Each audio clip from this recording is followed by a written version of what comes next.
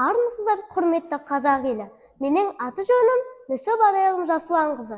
Бүгін біз Қабал Батыр орта мектебінің ұстаздарынан интервью алатын боламыз. Қабал Батыр орта мектебінің майталманы ұлағатты ұстаз Оразбекова Амангүл Шаймұратқызынан интервью аламыз.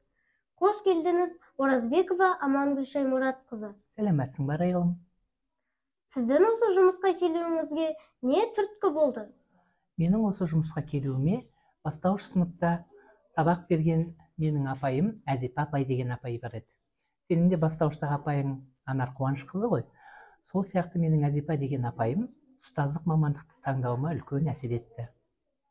Жалпы сіздің осы жұмысқа келгелі бері өтілігіңіздегі қандай есте қалардай сәттер болды? Ой, Арайлым, менде есте қалатын жағдайлар өте көп болды. Осы 40 жыл ұстаздық қызмет атқарғанымда. Есте қалатын жағдайлар әсіресе мектепте мен Алматы қаласында 59 гимназияда 15 жыл қызмет атқардым.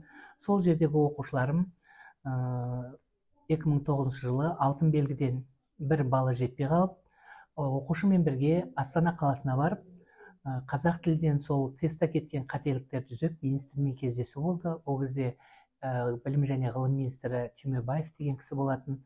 Сол кісіге барып, тесттегі жаңа қатені дәлелдеп, оқушыма бір бал қосып қайттық.